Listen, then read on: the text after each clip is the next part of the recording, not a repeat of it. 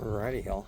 So, out here getting our walk done. Yesterday was leg day, and man, I tell you what, today it's not pleasant. My legs are extremely sore. It took about 5-10-ish minutes or so to work my way on out of bed, to stretch my legs out enough to be able to stand up and walk normally. So we're out here getting our walk done. Our legs are definitely in pain. They've loosened up quite a bit, but I know the second I go to sit down to eat my first meal here and edit today's video, that once I go to stand back up, not going to be a fun time, but it is what it is. Today we've got chest, and so luckily, other than really the bench, I guess stabilizing myself for flies, legs don't really have much to do today. So that is a good thing. I was going to knock out mowing the front and backyard, but I forgot to turn off freaking front sprinklers. So I'm gonna get there and the sprinklers are going to be running, so you can't mow wet grass. It's a nightmare. My lawnmower already has an issue with plugging up the little grass tube. So front yard is going to have to wait till tomorrow. I'll get the backyard mowed. So since that's the case, I'll probably go ahead and mix up some of the grass safe weed killer stuff I've got. Get that sprayed back down on the lawn again. I'm trying to get rid of the clover and broadleaf issue that I have. It knocked down all the dandelions and majority of all the crabgrass last month when I sprayed it, but I'm going to have to increase the application rate a little bit to really, I guess, affect these clovers and broadleaf. But it does look better than it did last month for the most part. I do have some very odd streaky lines in the grass now though, which must be from the lawnmower and the way it's cutting and which grasses are growing where and how. So I'll have to work on getting that knocked down. But then I've got some total vegetation killer I've got to get out here and spray in a few areas where I don't want anything growing at. It's starting to grow like crazy again. So I'll get that taken care of. But other than that, we don't have much to do today. We went ahead and got everything else that we needed to take care of knocked out or ordered. So I'm waiting on a hot tub heating element that I got to replace later this week. And then sadly on the same exact day, our pool pump motor took a crap. So that is also on order for later this week. So with that, it'll end up being a fairly busy, probably Friday or Saturday. So whatever day that is, that workout will probably suffer some. But it is what it is. We know we got to do these things. So with that though, I'm gonna go ahead and head inside, go get my first meal done, and I'll go ahead and see you guys in the gym later when I go to hit chest. So I went ahead and warmed up with 95 on 35, 185, 205. Just 5 reps of each. I've got 240 on the bar now. This is going to be our working weight for today. So we're shooting for 3x5 at 240. Next chest day will be 245 if we hit all 5 reps of this. So let's go ahead and get this first set knocked out. And get this chest day rocking.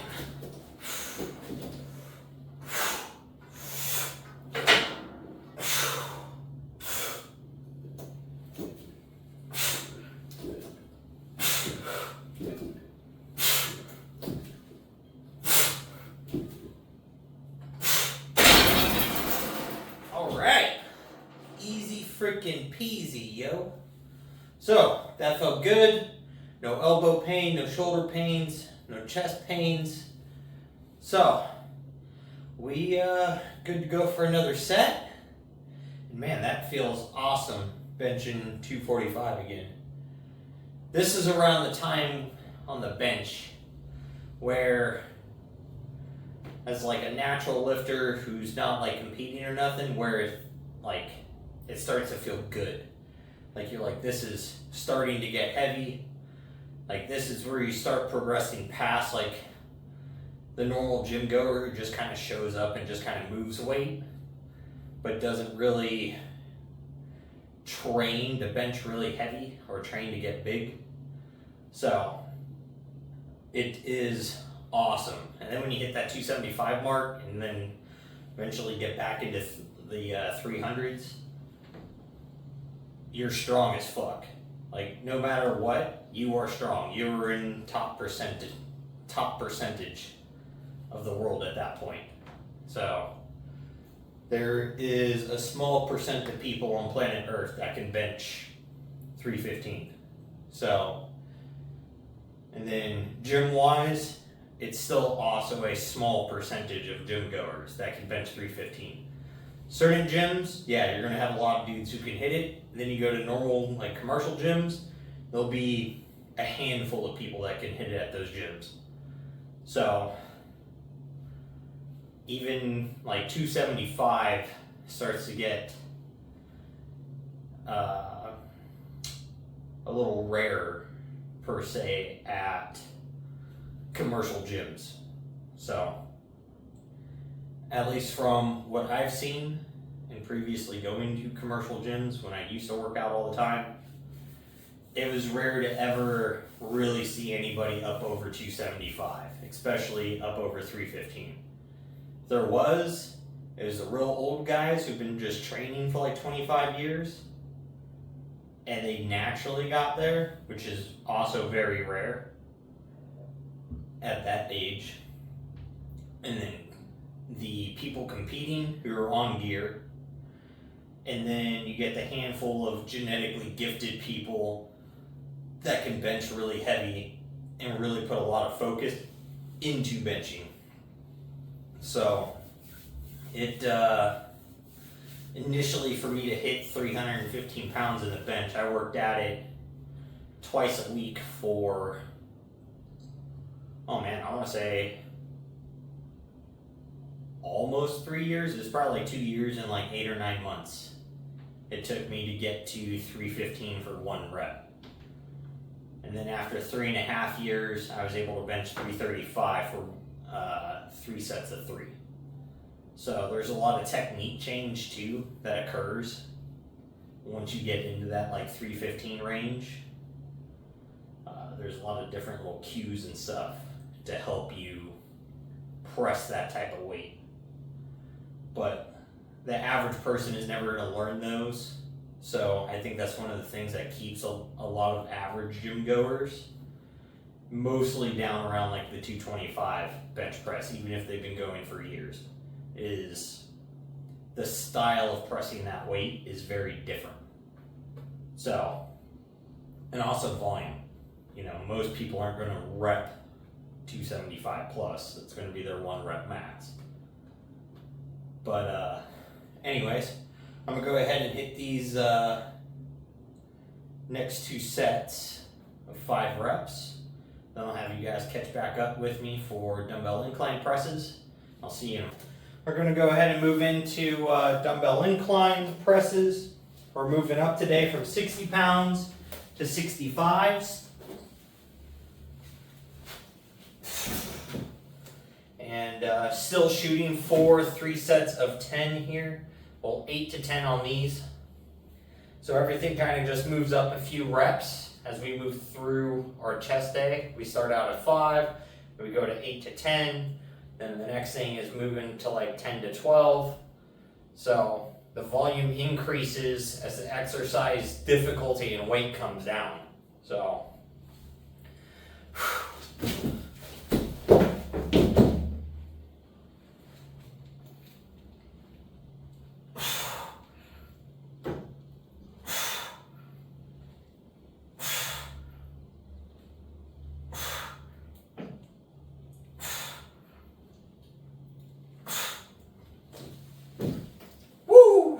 man, the pump after flies today is going to be crazy.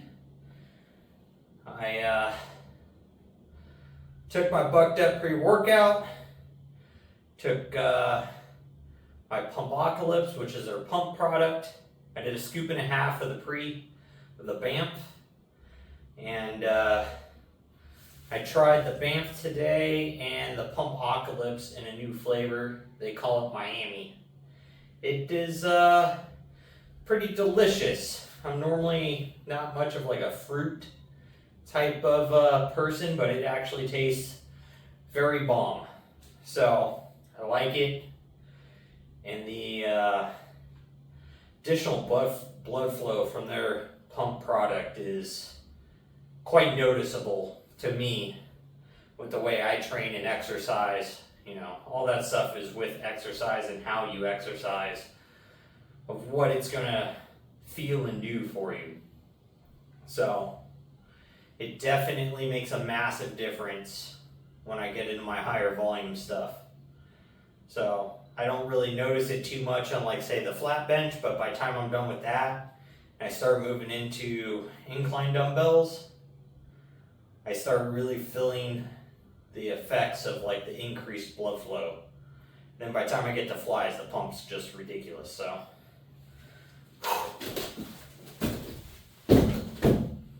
oh.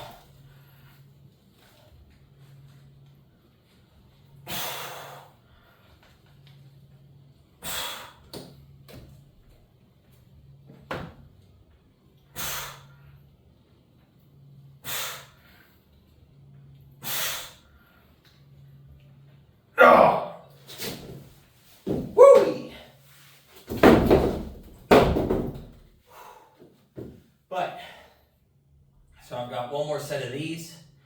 We'll go ahead and get those knocked out. We'll get swapped over to chest flies. And then we'll catch you guys back up for those. Alright, so we're going to go ahead and move into chest flies now. We got 30 pounds on the pin. I was going to move it up to 40, but chest feels slightly fatigued, so I'm just going to go ahead and leave it at 30. We're going for 3 sets, 15 reps, I believe.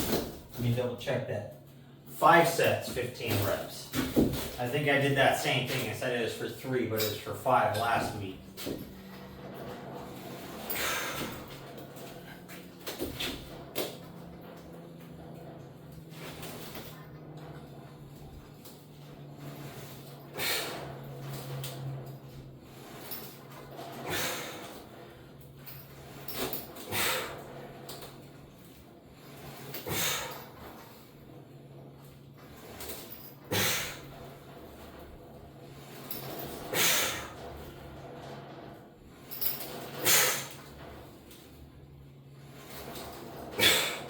So we like to hit these nice and slow, controlled, a lot of time under tension. So we can now get as much blood as we can just shoved into the chest. So those, because these aren't, to me at this point, since I've overloaded the chest weight-wise on the flat bench, I've torn the muscles from load.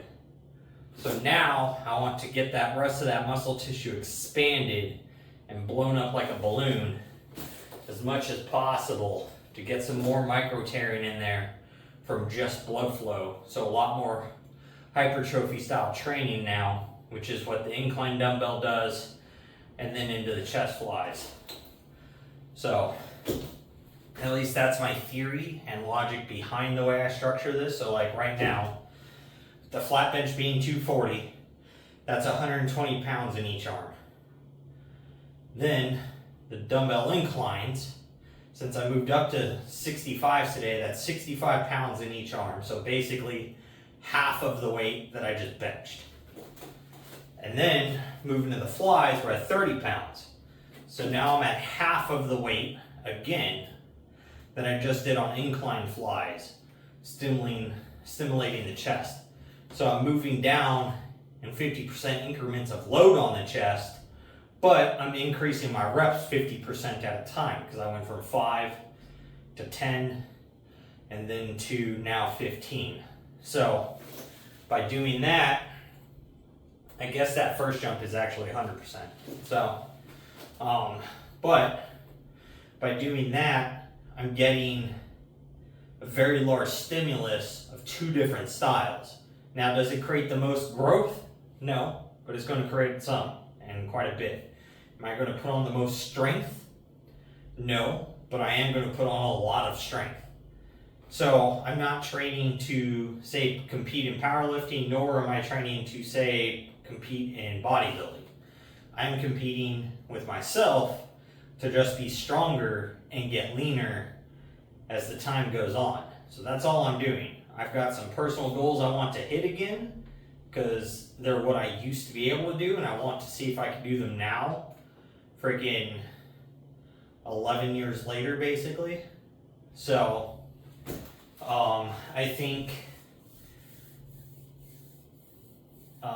by doing that, I know that I still have the ability to push myself fairly hard, because I had to initially to get to these goals. And I think a majority of bodybuilding and powerlifting is really just mental. Obviously there's nutrition and then the ability to actually recover and put on muscle tissue to get stronger and all that. But to do all of that, it's very mentally taxing.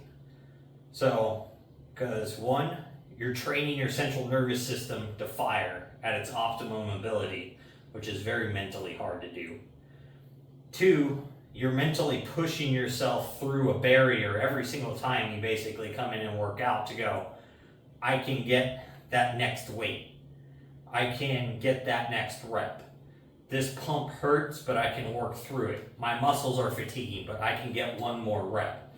Like, all of it is just mental. It's just you convincing yourself that you can do it.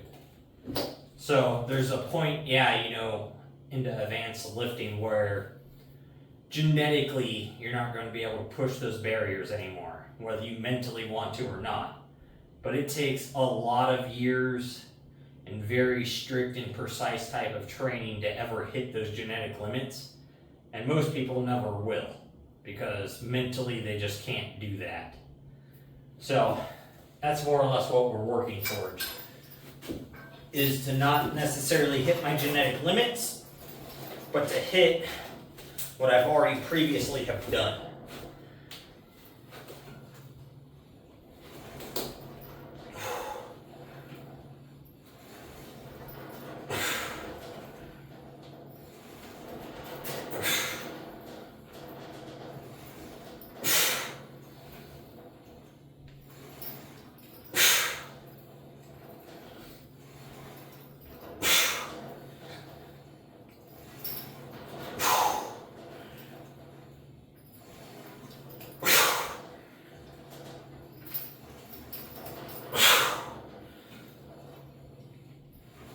Oh.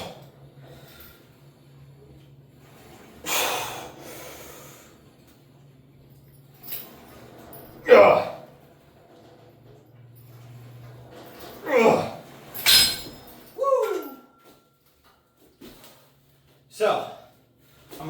and knock out my next 3 sets of cable flies to make a total of 5.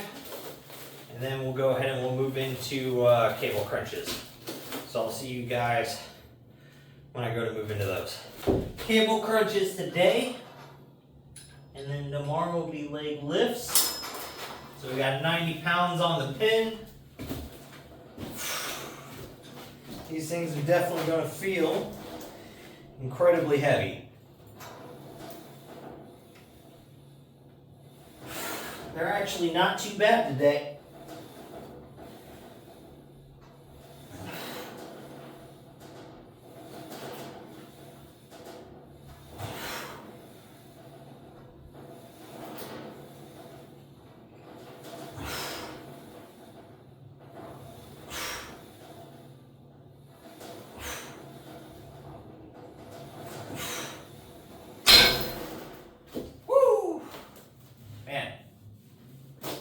They are getting stronger though. Those actually feel pretty decent at 90 pounds for that first set. They didn't feel so much as a struggle as like they have been. So that's pretty good feeling there.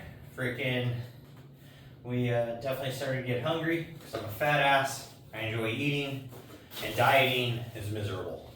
It's not too bad. I mean, I wish I could eat a little bit more, but it is what it is. We started to get kind of tired of that chicken nuggets and french fries that we're making here at the house. So I'm still eating a ½ pound of chicken, but now I'm going ahead and I've been seasoning it and just doing a little bit of like cooking it with like a boil with like some seasoning, like a garlic parm seasoning or something like that, like a packet seasoning that you just add water to. So that way it's 80 grams of seasoning or 80 calories of seasoning plus a ½ pound of chicken, and then I'm doing 125 calories of just white rice with each meal. So it's like a 1/3 cup of dry white rice each time. So those are my 3 meals now instead of a ½ pound of chicken nuggies, which were air fried, and 1 medium russet potato, which was 110 calories. So since my calories of the breading came down from the air fryer, I was able to add a little bit to the rice to make up for that difference. So calorie wise, I'm still right about 1,800-ish calories a day.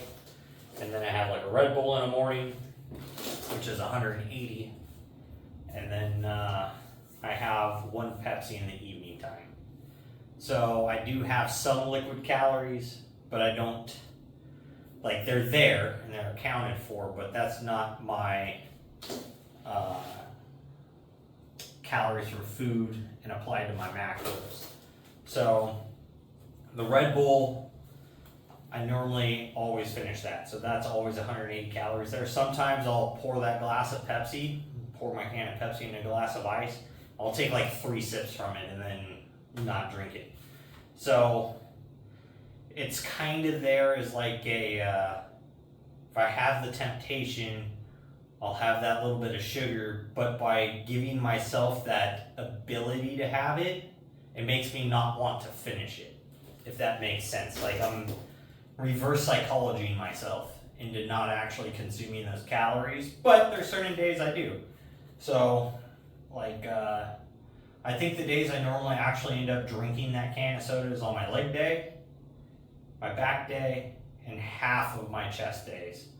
So that extra strain that I put on myself from those heavy compound lifts, my body wants those extra calories or the carbohydrates to replace the glycogen and the glucose that I've burned. So, but that process has been working for me. I've been consistently losing basically 1 pound to 2 pounds of fat a week, and I've been putting on about 3/4 to 1 pound of muscle per week. So, and I am doing 2 walks a day, 2.5 miles each. So that's 5 miles total, and I'm doing an hour to an hour and a half of weightlifting every day. So with no rest days. So I train every single day, and that's my same diet every single day. And I've been doing that now for, what is today, 77? So So for 77 days, I've lost